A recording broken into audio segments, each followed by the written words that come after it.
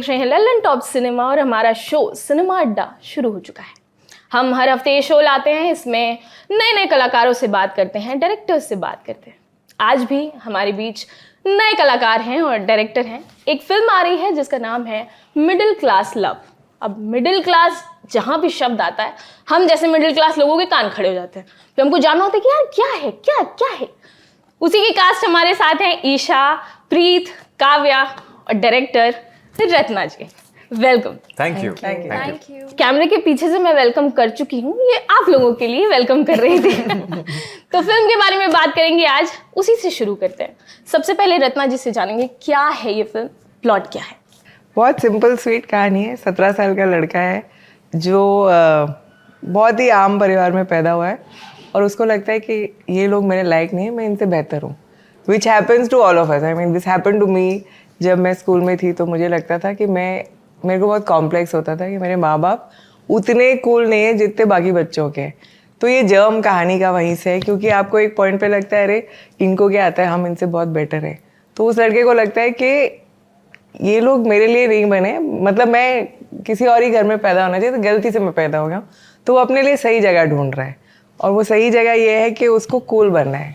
अब कूल का एक्चुअली उस शब्द का कोई डेफिनेशन नहीं है, तो उसके हिसाब से जो कूल है वो ये है कि मुझे जो उधर का बेस्ट मसूरी की फिल्म है, वहाँ का जो बेहतरीन अप मार्केट कॉलेज है उसमें वो जाएगा, जो उसकी सबसे कूल सोशल इन्फ्लुएंसर लड़की है वो उसको पटाएगा और जैसे ही वो उसके इंस्टाग्राम में घुस जाएगा वो कूल हो जाएगा। दैट इज हिज डेफ उसका। और उससे आगे उसको सोचना भी नहीं आता, ना उसको पैसे की तलाश है, ना उसको ये है कि मुझे कूल बनना है, मुझे करेक्ट ग्रुप में एंटर करना है। हाँ, so that's his idea of being cool. And eventually film ये कहती है कि कूल वो है जो अपने आप से कंफर्टेबल है। सो हिज जर्नी, कैसे वो इतने चीज़ों से गुजर के ये समझता है कि जो मैं हूँ, अगर मैं उसको नहीं अपनाऊंगा तो मैं कहीं जा नहीं सकता। So the cool is to be yourself is the film. ये फिल्म और वो कूल लड़के बने हैं प्रीत जी, राइट जी। अब रियल लाइफ में कूल हैं या मानते हैं खुद को कूल? कैसे कैसे लगता है कि मैं कूल हूँ या कूल नहीं हूँ? तो बड़ा कूल हूँ मैं, बड़ा चिल आदमी हूँ। बहुत अच्छा लड़का हूँ मैं। लेकिन मैम कैरेक्टर ढूंढ रही थी तो मैंने मेथड एक्टिंग की, मैं बिल्कुल अनकूल हो गया। नहीं, but genuinely I related a lot with the story also, क्योंकि मैं खुद भी मिडिल क्लास परिवार से बिलोंग करता हूँ और ये सारे सवाल मेरे मन में भी आते थे कि यार काश यार मेरे पापा भी मतलब कहीं अंबानी टाटा होते तो यार लाइफ थोड़ी बेटर होती। But no, I love my dad, I love you, sorry.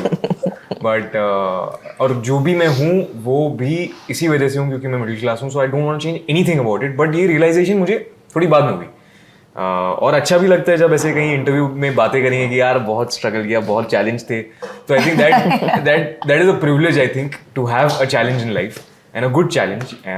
So this boy also has beautiful problems but he is just running away from his family. और ऑल्सो तो फिल्म लगती है कि मिडिल क्लास लव है तो वो एक love triangle है दो लड़कियों के बीच में, बट लव दो दोस्तों के बीच में भी है, परिवार के बीच में भी है, भाई के बीच में भी है। तो इट्स जेन्युइनली अब लविंग योर सेल्फ ऑल्सो। तो उन सब चीज़ों का मिश्रण है। तो अब इतना तो मैंने बोल दिया तो मैं कूल तो हो गया, मैं सवाल भूल गया।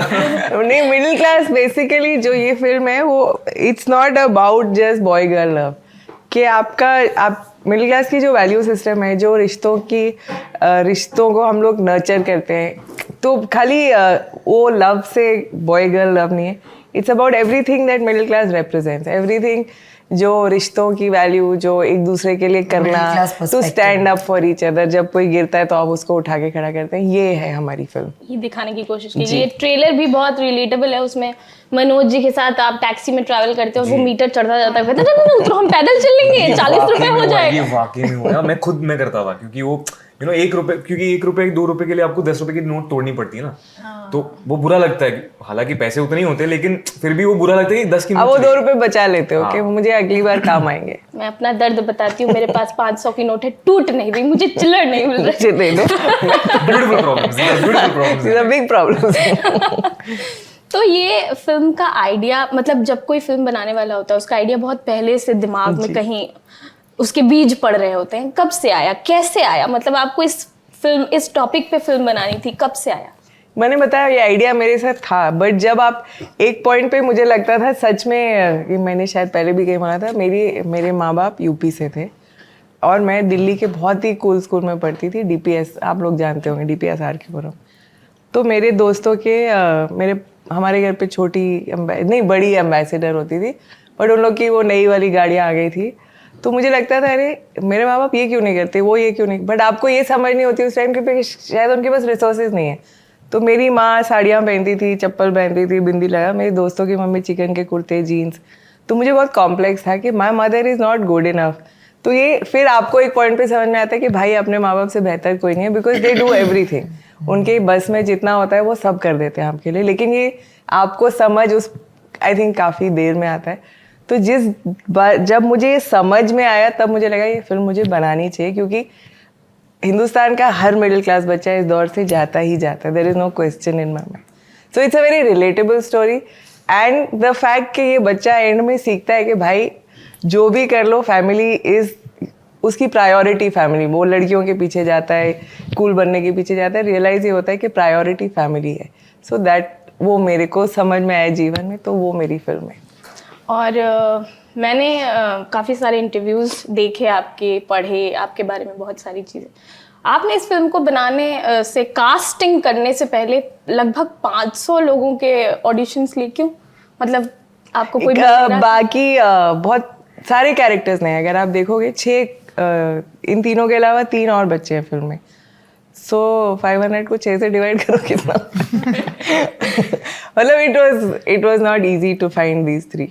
नहीं आप इनका सवाल नहीं समझिए, 500 ऑडिशन के पर लेने इनको ही था, तो 500 क्यों क्यों रहा? पहले मैं हटा दिया मैम ने शायद, फिर रखा गया, ठीक है, फिर से रिकंसीडर कर सकते हैं। ये ढूंढ के मिले हैं, ऐसे तराश के खोजे हैं मैंने तीनों को। Okay.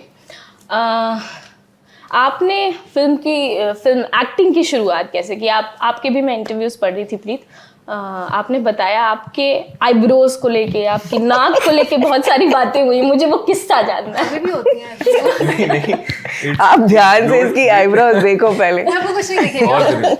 I think it's the most iconic part of my गोश देखिए याद। I absolutely love these features on my face. It's been blown out of proportion. मैंने सिर्फ इतना बोला था उस इंटरव्यू में कि मैंने कहा आपके challenges क्या है लाइफ में?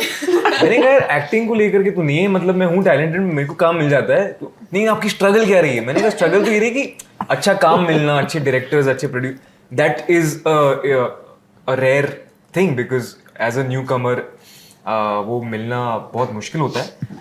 तो उनको वो चैलेंजिंग इनफ नहीं लगा, तो उन्होंने कहा और क्या चैलेंज? मैंने कहा यार अब लोग कहते हैं आईब्रोज मोटे हैं, नाक बड़ी है, तो दांत टेढ़े मेढ़े थोड़ा इधर से ये वो है। मैंने कहा मैं क्विंटेसेंशियली गुड लुकिंग नहीं हूँ, तो उसका एकदम हेडलाइन सा बन गया कि मोटे मोटे आईब्रोज से मैं रिजेक्ट हुआ हूँ। ऐसा कुछ नहीं। I absolutely love all my features in body.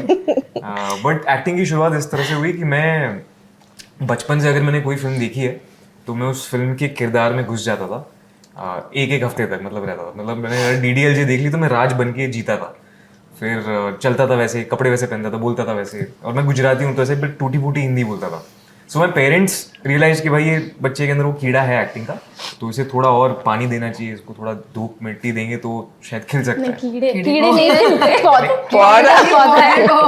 हमारे हिंदी कमजोर है। मम्मी पापा कीड़े पाल रहे हैं। टूटी फूटी वाली कीड़े का जब मेटामॉर्फोसिस होता है तो वो तितली बनती है, और दांत का कीड़ा होता तो दांत देनी पड़ती है। मम्मी पापा कीड़े क्यों पाल रहे हैं? फिर तो उसको पाला, बेसिकली कीड़े को पाला, ठीक है। एंड कुछ बच्चे होते हैं स्पोर्ट्स में होते हैं, कोई सिंगिंग म्यूजिक में होता है, तो उस तरह से मैंने एक्टिंग शुरू की एंड धीरे धीरे मैंने एड्स करना शुरू कर दिया। तो बहुत ही बचपन से शुरुआत हो गई थी, 2003-04 के करीब, जब मैं 3rd-4th स्टैंडर्ड में था। तो जब सेट पे गया तो मुझे लगा कि यार ये तो बड़ा सही प्रोफेशन है कि आपको टीवी पे आने के लिए पैसे मिलते हैं, तो आप फेमस भी होते हो, प्लस आपको सेट पे जाओ तो स्पॉट दादा कहेंगे कि क्या चाहिए बेटा, तो मैं कहूँगा जूस चाहिए, तो जूस आ जाता था, प्रकट हो जाता था। मैंने कहा ये परफेक्ट प्रोफेशन है, मुझे ये करना। But obviously eventually when I grew up एहसास हुआ कि यार ये बहुत सीरियस प्रोफेशन है, बहुत मतलब गहराई है इसमें, जितना आप अंदर जाते हो उतना बड़ा होता जाता है। फिर मैंने ड्रामा किया, तो थिएटर किया, एंड धीरे धीरे करके फिल्म्स में आना शुरू किया। एंड मेरी एक एड फिल्म थी, जिस एड फिल्म को देखने के बाद मुझे इस लायक समझा गया कि इसको ऑडिशन करूँ, और ऑडिशन किए और फिर सेलेक्ट हो गया।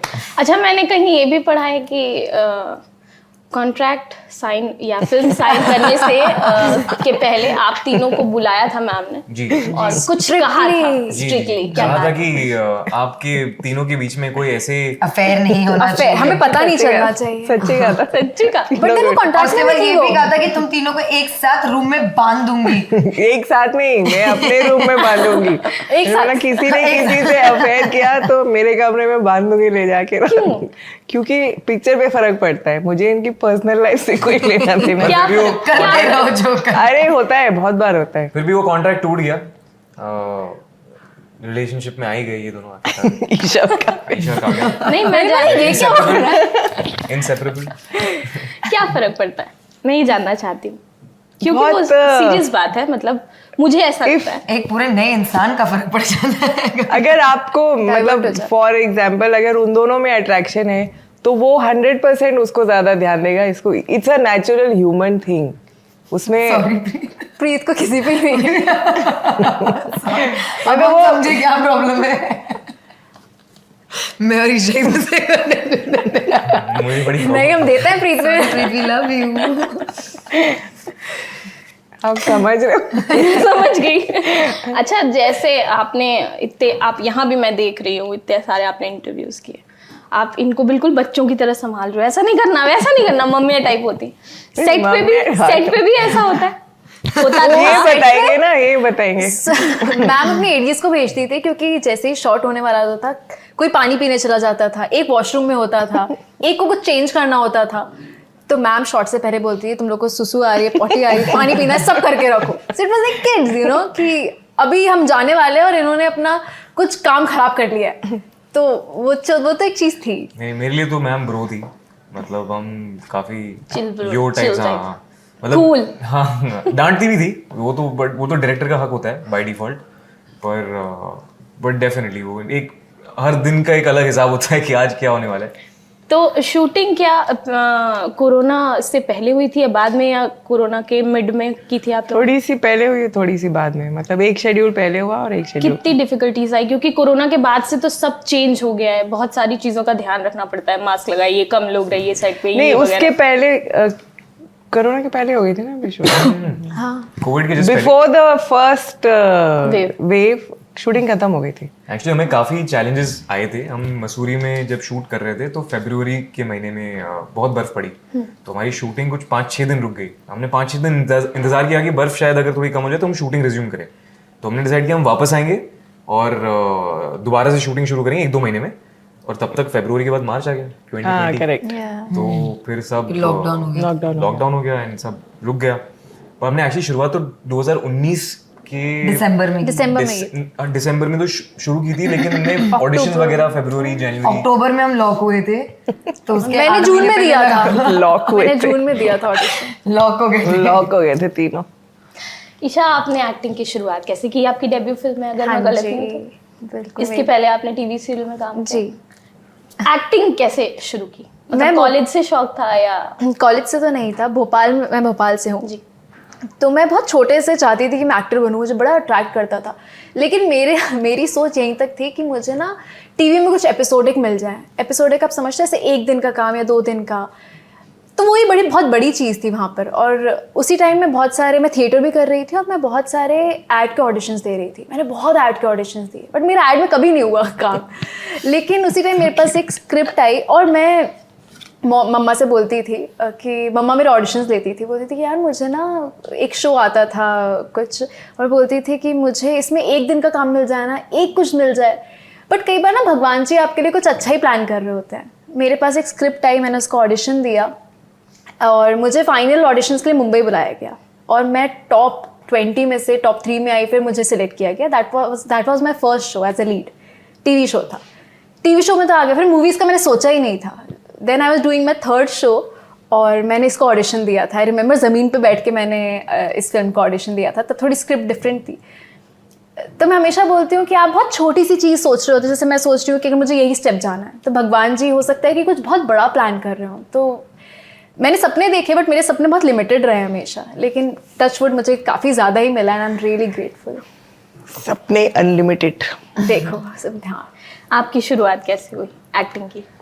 आई थिंक मैं अपना मतलब हमेशा से ही था ही, like all my teachers in school they were like हाँ she to become a model and actress, तो वो था. And my dad also always thought that I should do something in the glamorous field. But for me it was कि तो 10th तक तो मुझे allowed ही नहीं था because my school was Bombay Scottish. हमारे में एक पॉलिसी थी कि till the time this child doesn't finish 10th they can't do any sort of work.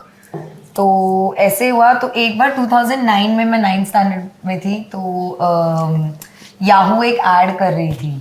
Yahoo it's you करके एक नया कैंपेन उन्होंने शुरू किया था तब. एंड लाइक बहुत इंटरनेशनल फोटोग्राफर्स वगैरह आए थे बॉम्बे में, and they did like this campaign where you come, you get your photo click and you take 2000 rupees and go. तो my brother he got very excited. He was like, what is this? हाँ मतलब 2000 रुपये. And you know how boys, teenage boys और 2000 रुपये करके सारे 10 लड़के इकट्ठे हो गए लाइन में. तो my brother called me also. He is like come we'll get your photo click. Call मैं मॉम मुझे आपको 2000 रुपये चाहिए, आ जाओ फोटो खिंचाने. तो हम सारे गए. तो उन्होंने जब मुझे, वो मेरा लिटरली एक फर्स्ट एक्सपीरियंस था on camera, so that's I am sharing this. So उन्होंने जब मैं वहाँ पे पहुँची, उन्होंने मुझे पहली जैसे ही देखा, उन्होंने I think my number was 50 or 60 for waiting, but they took me immediately and they got my pictures clicked. And I think a month later मेरी सुबह मैं उठी थी और मेरी फ्रेंड ने ना मुझे मैसेज किया, Kavya you are in the newspaper. तो मैं बहुत डर गई सुबह 6 बजे कि मैंने क्या किया, मैंने क्या गलत काम किया, मैं न्यूज़पेपर में कैसे आ गई. Breaking news. हाँ मेरे को ऐसे ही कुछ लग रहा था. तो मैं बैठ के एकदम मैं सोची थी कि मैंने पता नहीं क्या करे हैं, कौन से काम. और कौन से काम. हाँ मतलब कि जो भी बुरे काम है आपको तभी वही याद आते हैं, न्यूज़पेपर में वही न्यूज़ बनेगी. तो आज लाइक क्या किया. एंड सुबह 6 बजे मेरे को झटका लगा. तो मैं बहुत धीरे गई, दरवाज़ा खोल लिया और मेरी मम्मी उठ गई. तो मम्मी कहती क्या कर रही है. मैंने कहा कुछ नहीं, सो जाओ कुछ भी नहीं. तो मैंने जैसे ही खोला तो मैंने देखा फ्रंट पेज में टाइम्स ऑफ इंडिया में मेरी फोटो लगी और नीचे ऐड है Yahoo it's you. And I was like thank you भगवान. फिर मैंने मतलब सबको दिखाया. तो और मेरी स्कूल में मेरी प्रिंसिपल ने भी मुझे बुला लिया कि आपने इसको काम क्यों करवाया ऐसे वो. तो हम लोग ने बोला हमको तो पता भी नहीं था, हमको जितना बड़ा शौक लगा है हम आपको क्या पता है. So that was my first ever experience. फिर उसके बाद मैंने अपनी स्कूलिंग ख़त्म की. And I was very sure I wanted to do a degree before I get into acting, because degree is like basic education now. So I wanted to do my degree. और मैं अपने 3rd year में थी कि मुझे Shanu Sharma ma'am ने contact किया Instagram पे, and she asked me to come down and audition for her. So I went down, I auditioned for her, and मैंने proper 80s की ओवर OTT एक्टिंग करके मैं आ गई लाउड एकदम. सारे 80s के एक्टर्स को ऑफेंड करके. नहीं तब वो चलता था, यूज्ड टू वर्क, बट वो एकदम मेलो ड्रामा या ज़माने के हिसाब से वो चलता था व्हाटएवर. बट मैंने वैसी एक्टिंग में कर, जो भी आप देखते हो वही सीख करके आते हैं. वो मेरा लाइफ का फर्स्ट ऑडिशन था. तो फिर मैम ने मुझे बिठाया, क्या कि बेटा थोड़ा काम करो. थोड़ा काम करो. Are you serious about acting? थोड़ा कम काम करो. तो उन्होंने मेरे साथ एक पर्सनल वर्कशॉप की, and she said that you should really take this seriously, you have potential. And then she suggested that I do some acting workshops, and I did like 2 years. I was only focused on working on my craft. I did acting workshops with various teachers in Mumbai, like Neeraj Kabi, Prashant Singh, Atul Mongia. And Atul Mongia sir's School of Acting sit the best with me. तो मैंने वही approach हमेशा से apply किया है. And while I was doing my workshops, I started auditioning also, because I realized कि okay, you have to audition also. ऐसे नहीं कि आप बैठे होगे घर पे और कोई आके बोलेगा चलो यशराज की फिल्म आ गई आपके हाथ में. तो मेरे को तब धीरे धीरे मैं वो प्रोसेस समझ रही थी. Then I started auditioning, I started doing ads, I started doing songs. I did my first Telugu movie, then Tamil, and then this was my 3rd in Bollywood. Nice. तो काव्या अभी हमें बता रही थी कि वो मॉर्निंग पर्सन नहीं है मेरी तरह. मैं भी सुबह उठ नहीं सकती, बहुत मुश्किल से उठती हूँ. दर्द मेरा, मेरी आवाज़ ही नहीं निकल रही. मॉर्निंग पर्सन नहीं हूँ मैं. आपको शूटिंग में कभी कोई तकलीफ हुई? शेड्यूल सुबह की भी होती होंगी आई गेस। उठने में कभी कोई तकलीफ हुई? नहीं, ऐसे काम के लिए शूटिंग में नहीं। अरे तकलीफ इन्हें कैसी होती वो दूसरा को कुछ तो हुआ है राज। नहीं ऐसा कुछ नहीं। ऐसा नहीं, but I mean obviously like कभी कभी ऊपर नीचे थोड़ा हो जाता है, because it takes time to do hair and makeup and वो तो लगता ही है बेसिक, बट ऐसे कभी शूटिंग को आई डोंट थिंक 20 लोग आते थे उठाने के लिए, उठ ही जाते थे। और हमारी मम्मी हमेशा साथ होती थी मेरी और ईशा की, तो वो एक थोड़ा सा थप्पड़ ही नहीं मारा बस हेल्प था, बस थप्पड़ ही नहीं मारा सुबह से उठ के गीले कपड़ों से नहीं I think as a crew we were such a young crew, I mean including Yeah. Ma'am also.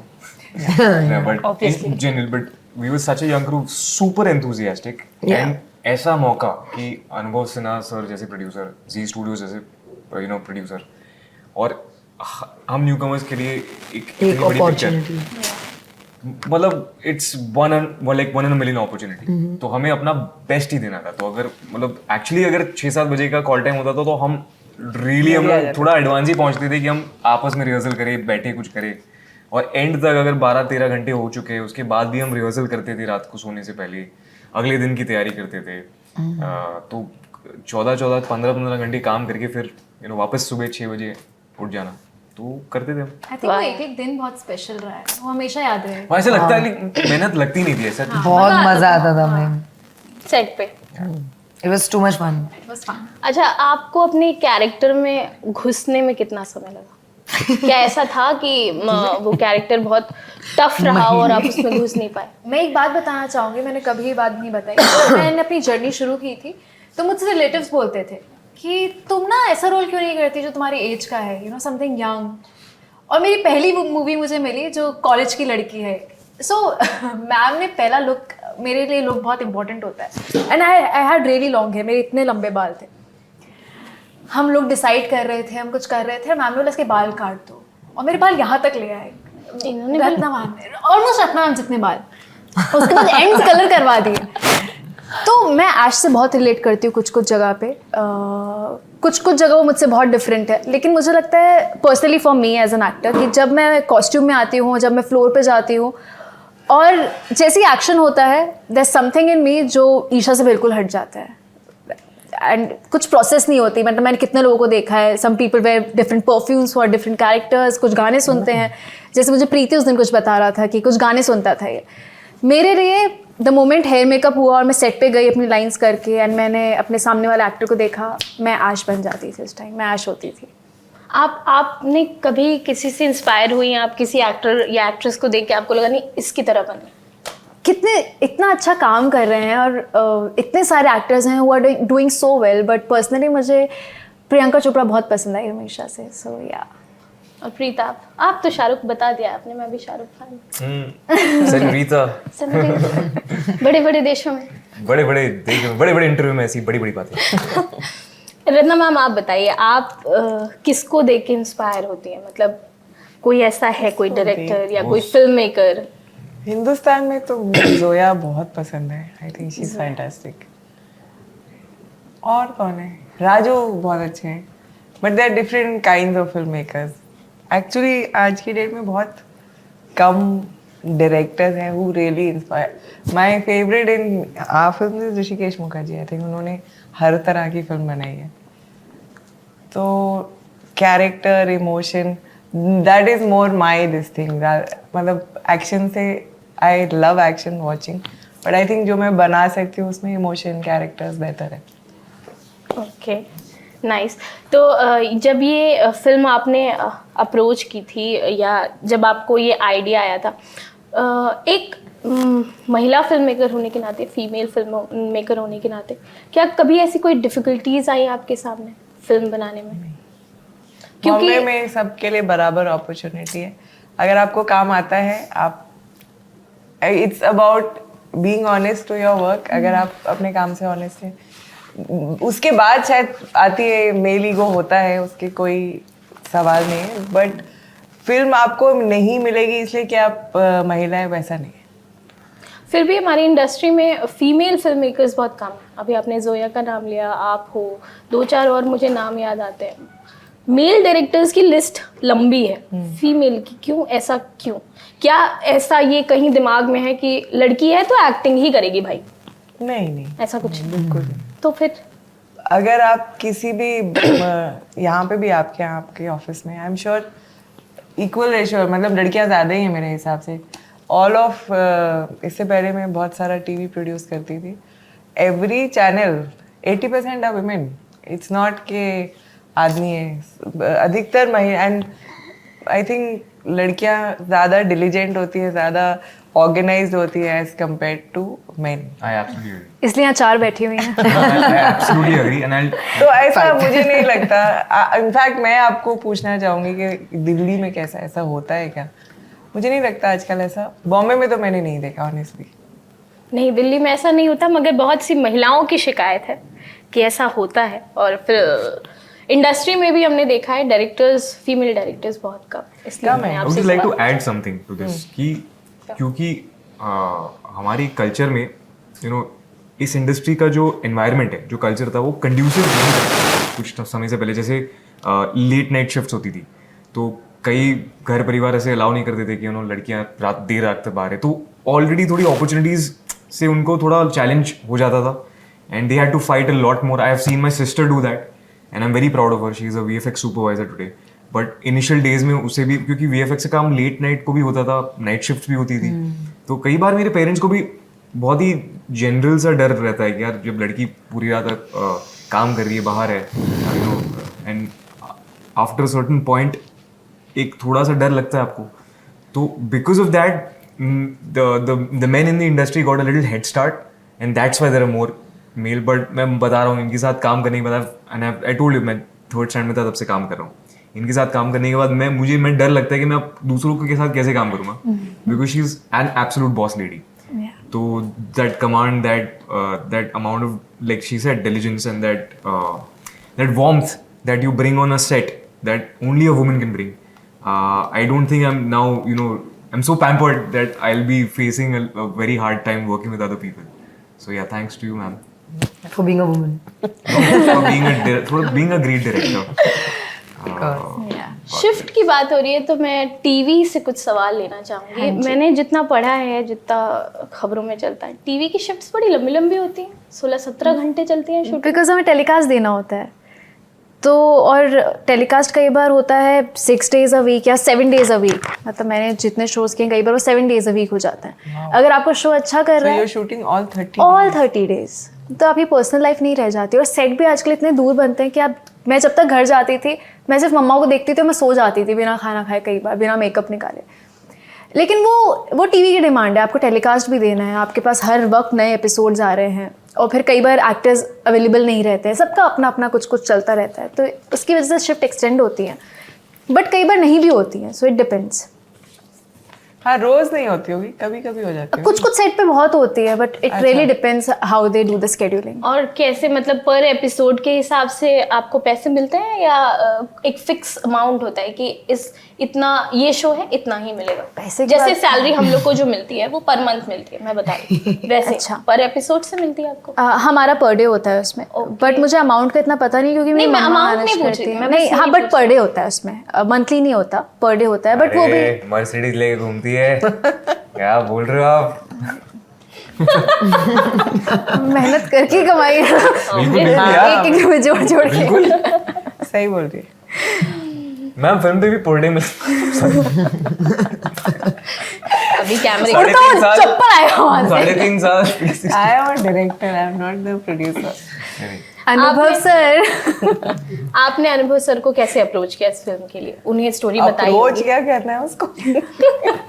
फिर भी अप्रोच क्या है? तो घर में बात होती है कि हमको पिक्चर में रहते को क्या बनाना है, को क्या बनाना है, actually अच्छा बनाना है। अच्छा, मैं ये जानना चाहती थी कि क्या घर में भी यही माहौल होता है? मतलब आप लोग फिल्म डिस्कस करते रहते हो?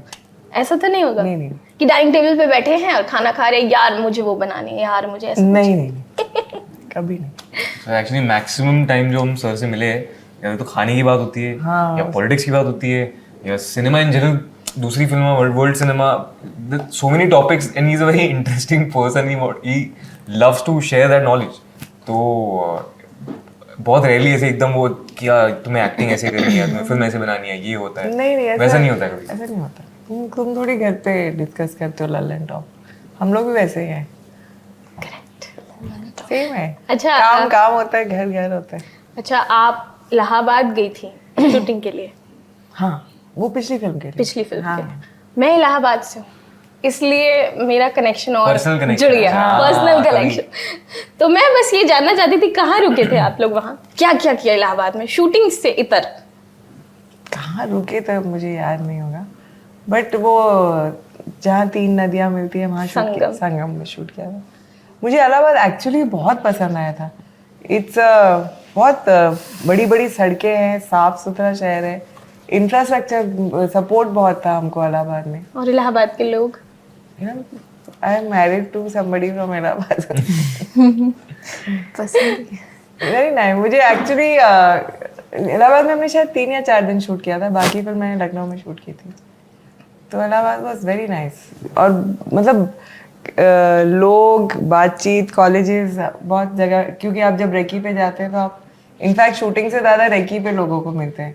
तो मेरा बहुत ही अच्छा एक्सपीरियंस रहा Allahabad. I thought Amitabh Bachchan is also from there, so it's a very cultured city, it's a very refined city. मुझे बहुत मज़ा आया था। नाइस। अच्छा, ये सवाल आप तीनों के लिए कि फिल्म में कोई ऐसा एक हिस्सा या कोई एक ऐसा सीन जो बहुत इमोशनल हो या आप लोगों के लिए बहुत मुश्किल रहा हो करना, मतलब जिसको आपको लगा हो यार ये हो नहीं रहा है, इतना इमोशनल है। इन तीनों इन्हीं का से एक- शुरू करूंगी। एक ही scene है। इतना हंस रही है, इन्हीं के पास जाऊंगी मुझे पहले। I want to know, even I want to know क्या। वो तीनों एक ही सीन में हो ना, जिसमें तीनों की बैंड बज रही है। मैं बोली राहुल वाला ऐसे मुझे फोमो हो रहा है। पहले हंस लो। अरे इसका एक सीन है एक लड़के के साथ। अरे यार, अब वो बताओ मत। एक मिनट, उसको आने दो। Relax I don't know why, but जब आपने बोला ना तो मुझे इंस्टेंटली वो सीन ऐसे एकदम प्रू करके से मेरे क्या सीन था वो? Should I say? Can I say this? So it's an intimate scene, right? और उसमें we were just experimenting and exploring. तो मैम वाज लाइक टेंशन मत ले, we'll figure it out. And I was like, हाँ ma'am आप बोलो, आप don't worry, आप माइक पे बोलते रहे ना, we'll figure something out. So she's like हाँ ठीक है. So we got into the scene. तो पहले तो अच्छा कोई और अच्छा उसमें रोना भी नहीं था। इमोशनल हो गई वो, लेकिन हमारा इमोशन लाफिंग था ना. ये दर्शकों को मैं सूचना देना चाहता हूँ कि ये होता रहता है। ये इमोशनल खराबी है। That was exactly what I ma'am said. कुछ भी हो रहा है, आप तो फिर वो हंसी आप बता दीजिए। मैं बताऊँ, सच्ची बताता हूँ, मेरा सबसे पहला दिन सबसे भयंकर, क्योंकि ठीक है सबसे पहला दिन ये होता है कि आपने नारियल फोड़ा, पूजा की, मुहूर्त शॉट जो होता है उसमें सब आता है ना, अनुभव सर, सारे प्रोड्यूसर्स, रत्ना मैम। पहला दिन सेट पे, और सबसे पहला जो सेट जो शॉट लगाया था वो एक्चुअली मनोज सर के साथ था, पर मनोज सर की फ्लाइट शायद लेट थी, डिले हो गई, तो वो आ नहीं पाए। और फिर कट टू एक सीन ऐसा रख दिया कि सीधा इमोशनल फिल्म का जो क्लाइमैक्स के पहले है, और यार तो एकदम परफॉर्मेंस, मतलब प्रेशर आ गया एकदम यार। आपको कैरेक्टर में घुसने के लिए लगता है ना एकदम 3-4 दिन वार्म अप होने के लिए। और वो शॉट हमने किया, और अब तो जब फिल्म देखोगे तो आपको पता चलेगा अच्छा है कि बुरा है, बट डिफिकल्ट शॉट था। और मैं कभी नहीं भूल सकता क्योंकि मैं बहुत प्रेशर में था कि यार शिट कैसे, और मैं कोई मेथड फॉलो नहीं करता हूँ, तो ऐसा नहीं है कि मैं ये करूँगा और मुझे रोना फट से आ जाएगा, ऐसे हो जाएगा वैसे हो जाएगा। यू नो, जैसे डायरेक्टर गाइड करता है, जिस फिल्म पे मैं काम करता हूँ उस पर मेथड होती है। तो और फिर जैसे जैसे करके वो डिलीवर हो गया, और मैं खुश था कि चलो मैंने कर दिया। वन टेक तो मुझे याद नहीं, वन टेक था ही नहीं, बट हमेशा मेरा 3-4 टेक लगते ही लगता है वो। मतलब मुझे भी बाद में लगा कि हमने आसान वाला रखा था, बट पावा जी जो who is playing his father, उनकी फ्लाइट नहीं आई। तो अब ये भी होता है कि आप पूरा दिन वेस्ट नहीं कर सकते, तो माँ के साथ एक सीन है जो एक्चुअली डिफिकल्ट सीन है, उसमें बहुत रिहर्सल लगी, मेहनत की, बट उसने बहुत अच्छा किया। पर जो ये ऐसी सिचुएशन में आपके को एक्टर की हेल्प बहुत लगती है। जो मदर का किरदार निभा रही है उनका नाम सपना सांझी है, and the way she reacted to what I was doing, वो एक स्पाइरल बन जाता है ना, वो फीडबैक लूप हो जाता है। तो उन्होंने जैसे रिएक्ट किया वो मेरे अंदर से और निकल के आ गया। तो it's beautiful when you have a great cast and group, तो हेल्प हो जाता है एकदम। हंस चुकी हैं आप? नहीं यार, क्या हम कंटिन्यू करें? जी. So it was a funny moment, and we had 2 wine glasses in our hand, me and the other character, and ma'am just suddenly on the mic. अरे ये बेचारे ना, अभी उसका एक सीन है, इसका एक छोटा सा किसी और लड़के के साथ कुछ अफेयर है, तो पहले दिन मिले हैं दोनों, बेचारे जानते भी नहीं। We didn't know. And ma'am is like, और वो एक ही दिन की इतना रोमांटिक सेटअप, और मेरी मम्मी बंगले से ऊपर नीचे देख रही है, और दोनों की मम्मियाँ देख रही हैं साथ में, और मैम सडनली मैं बोल रही है काव्या एक सिप लेके उसके मुंह में डाल। Really?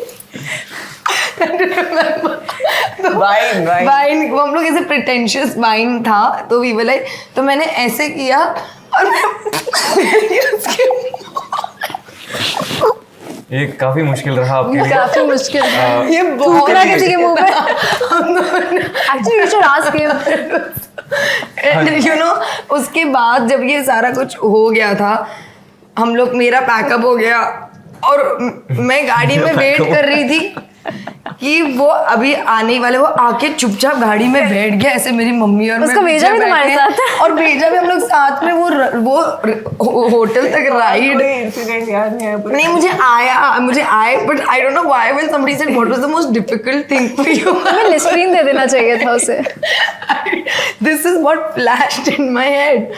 I don't know why it's there, but it was. I mean, बाकी सारे तो हम लोग ने, we had planned, and you know, this was one thing which was kind of मतलब वो unplanned. We बेचारे had वो never even शाम met. को ही मिले थे दोनों, और एक ही दिन था, और उसको अगले दिन जाया। I mean, these things happen on the Yeah, shoot. it happens, like all these but episodes. उसने मुझे आगे से बोला, मैम आपको कभी भी मुझसे कोई भी ऐसा काम कराना हो, मुझे सारे फोन कर, मैं आ जाऊंगा। आई लव यू तो ठीक है, अगली बार काव्या नहीं। So I don't know why. I mean, Rohan, Rahul. Oh God, character name. अच्छा, उसका नाम, sorry. So yeah, this, I don't know, it was just something that came to Came my to mind. your mind. Yeah. Okay, nice. Now she has woken up finally. Yeah. Okay, on that note, हम लेंगे आपसे विदा। आपको ये episode कैसा लगा हमें comment section में ज़रूर बताइए। थैंक यू, शुक्रिया। Thank you. और रुको, हमारी फिल्म 16 सितंबर को रिलीज हो रही है, मिडिल क्लास लव, तो जरूर जाइएगा थिएटर में जाके देखें और बताइएगा कैसी लगी। जी, शुक्रिया।